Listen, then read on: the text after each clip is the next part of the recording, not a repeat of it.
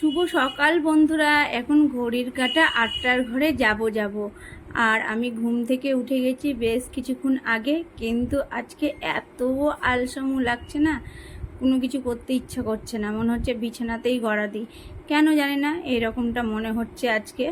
তো চলো, কিন্তু উঠতে হবেই, কাজকর্ম করতেই হবে আমাকে।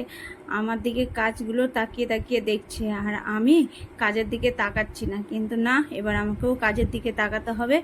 আর একটু জানো, বসে বসে চিন্তা ভাবনা করে নিলাম কি কোথা থেকে কোথায় কাজগুলো সব শেপ করে করব। মানে শেপ সাইজ না করে যদি কাজ করি না, তবে সংসারের কাজ কিন্তু গুছানো হয় না।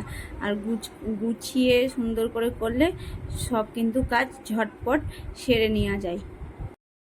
আর বাইরেটা দেখলাম জানো, আজকে দিনটা কেমন করেছে, মেঘলা মেঘলা দিন, না রোদ করেছে না কি করেছে, কিন্তু না, আজকে দিনটা ঝা চকচকা রোদ করেছে। আর আজকে আমার রোদের খুব দরকার। কেন, সবটাই তোমরা দেখতে পাবে, দেখতে থাকো। রোদ করেছে তো আমি খুশিই হয়েছি আজকে। অন্যদিন যেমন বলি না, মেঘলা মেঘলা হলেই ভালো, গরম কম লাগবে, বৃষ্টি হোক, কিন্তু আজকে একদমই বৃষ্টি চাইছি না। আজকে চাইছি যেন ঝা চকচকা দিন থাকে, দুটো দিন বিশেষ করে। তো যাই হোক, এই দেখো ঘুম থেকে উঠে আমি রান্নাঘরে চলে আসলাম দেখতে কি সব কিছু ঠিকঠাক আছে কিনা। আমি রাত্রে যেইভাবে রান্নাঘর রেখেছি সেইভাবে আছে কিনা, এটা আমার অভ্যাস বলতে পারো। কেননা আমার রান্নাঘরে আবার কেউ রান্না করে চলে যায়নি, তো এইরকমটা আমি ঘুমিয়েছিলাম। জানি এগুলো কোনোদিনই সম্ভব নয়, কারণ আমি ছাড়া আমার রান্নাঘরে আর কে আসবে, তাই না? আর গেট তো লাগানোই থাকে, সদর গেট। জানো তো, কালকে ইঁদুর এসেছিলো, রান্না করতে কেউ না আসলো তো গেলো, কিন্তু আমার ঘরে কালকে ইঁদুর এসেছিলো। আর সুজিটা আমি কৌটাতে ভরে রাখতে ভুলে গেছিলাম, সুজিটা প্যাকেটেই ছিল ওইভাবেই। আর এই সুজিটাকে চারিদিকে ছড়িয়েছে ইঁদুরে, কি বলবো, ইঁদুরের অত্যাচার খুব হয়েছে। কোথা দিয়ে যে ইঁদুর ঢুকছে ভগবানই জানে। তো যাই হোক, ওই সুজিটা ফেলে দেওয়া হলো, আর খাওয়া যাবে না। বুঝতেই পারছো ইঁদুরে নাড়াঘাটা করেছে, কেমন যেন লাগে। আর নিচেও খানিকটা কিন্তু পড়েছিল, দেখলেই তোমরা, ঝাড়ু দিলাম তখন। তো আর সকালের আশিপাশি কাজ সেরে নিয়ে চলে আসলাম রান্নাঘরে। আর তোমাদেরকে বলছিলাম না আজকে আমার রোদের প্রয়োজন, এই দেখো এই জন্যেই। তোমরা তো দেখলেই গ্যাসের ওপর আম চাপানো আছে, কালকে তোমাদের দাদাভাইকে আম নিয়ে আসতে বলেছিলাম। আর আজকে সকাল সকাল চট জলদি আমের আচার দেবো এখন। আর আমের আচার দেওয়ার জন্য কিন্তু আমি আমগুলোকে কেটে নিয়েছি, বেশি বড় বড় করে কাটিনি, ছোট ছোট করেই কেটেছি। আর দেখো সিদ্ধ করে নিলাম, জাস্ট অল্প করে সেদ্ধ করলাম। সেদ্ধ করার পরে লবণ হলুদ ভালো করে মাখিয়ে নেব। আর দিব অল্প করে সর্ষে বাটা, আর দিয়ে দিব কাঁচা লঙ্কা আর শুকা লঙ্কা ওপর থেকে। এগুলো কিন্তু ভাজা না, এমনি গোটা গোটাই, মানে এমনি কাঁচা লঙ্কাই দিয়ে দিলাম। আর এটাকে আমি ছাদের ওপর রোদ দিব। আর দুদিন রোদ খাওয়ালে কিন্তু আমটা কিন্তু আচারটা ভালো হবে। যেহেতু এটা তেল আচার করছি, মানে মিষ্টি আচার করলে কি জাল দিয়ে করলেই হয়ে যায়, তাই আমি তেল আচার করব, টক আচার বলতে পারো।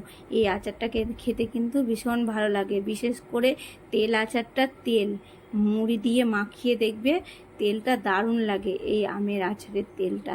তো যাই হোক, দেখা যাক, এখন একটু ভগবানই জানে কেমন হবে আমার আচারটা। যদি রোদ দিল দুদিন, তবে বেশ ভালোই হবে জানো। দেখতে ভালো লাগছে না, দেখেই মনে হচ্ছে জিভে জল চলে আসছে। কার কার আসে এইরকম জিভে জল আমের আচার দেখলে? আর চলো ছাদে যাওয়া যাক, এখন রোদে দিয়ে দিই আমটা, মানে আচারটা। আচার এখনও ফাইনালি হয়নি, হবে দুদিন পরে। এর কাজ আজকের মতো শেষ। এখন দুদিন রোদ খাওয়াবো, তারপরে এর মশলাপাতি দিয়ে একবারে জবরদস্ত আচার তৈরি করব। তো তোমাদের সঙ্গে সেটাও শেয়ার করব। যাই হোক, আর আচার নিয়ে এত গল্প করব না, না তো তোমাদেরকে ভালো লাগবে না, যা আবার হয়ে গেল। আর কিন্তু আমার চিন্তা ভাবনা একটা থেকেই গেছে জানো, বাইরের দিকে কিন্তু বারবার তাকাচ্ছি, এই বৃষ্টি আসবে না তো। আজকের আবার দিনটা কেমন যেন করে দিল। একটু আগে কিন্তু ভালোই রোদ উঠেছিল, আবার হাওয়া দিচ্ছে মনে হচ্ছে, আর কেমন যেন মেঘলা মেঘলা দিন করছে, খুব ভয় লাগছে জানো না। আচারটা দিয়ে এসে কিন্তু শান্তি নেই, কখন ঝমঝম করে বৃষ্টি চলে আসে তখন জানতেই পারবো না। যখন বৃষ্টি চাইবো তখন বৃষ্টি পাবো না, আর না চাইবো তখন কিন্তু সব কিছুই চলে আসে, তাই না? না চাইতেই সব কিছু, আর চাইলে কোনো কিছু পাওয়া যায় না। তো চলো এখন স্নান টান করে নিলাম, দিয়ে পুজোটাও সেরে নিলাম, আর রান্না বান্না শুরু করে দিয়েছি। আর কি রান্না বান্না করব বলো তো? আজকে করব আলু কাঁঠালের তরকারি, আর আজকে তরকারিটা একটু অন্যভাবে করব। কিন্তু কাঁঠালটা আজকে সকালে কাটেনি জানো না তো, বাপরে আজকে কাজের প্রেশার পড়ে যেত আমার মাথার উপরে। যেহেতু আচার দিয়েছি, তারপরে আবার যদি কাঁঠাল বানাতাম তাইলে তো হয়ে যেত। আগে থেকেই কালকে রাত্রেই চিন্তা ভাবনা করে রেখেছিলাম, এই কাঁঠালটা কেটে রেখেছিলাম রাত্রে। আর কাঁঠাল কাটতে কিন্তু অনেকটাই সময় লাগে, তাই না? আজকে সকাল থেকে দুপুর পর্যন্ত কিন্তু খুব ব্যস্ততার মধ্যেই কাটলো আমার। আর জানো, তোমাদেরকে তো সেদিনকে দেখালাম, তোমাদের দাদাভাই থানকুনি পাতা নিয়ে এসেছিলো, কিন্তু এখন পর্যন্ত বাটা খাওয়াই হয়নি জানো। আর আজকে ভেবেছিলাম খাবো, তো ফ্রিজে রাখাই আছে, বের করতেই ভুলে গেছি। আর কখন করব, অনেকটাই বেলা হয়ে গেল, থাক কালকে করব। তো চলো তোমাদেরকে দেখে নিই আজকে কি কি রান্না বান্না করলাম। আলু কাঁঠালের তরকারি করেছি, আর মসুরির ডাল, আর করেছি মিশানো বড়া। মিশানো বড়া বলতে গোটা মুগ আর ছোলা বাদাম এগুলো সব ভিজানো ছিল, তোমাদের দাদাভাইকে সকালে দিতে ভুলে গিয়েছিলাম, ওটারই বড়া করে নিয়েছি।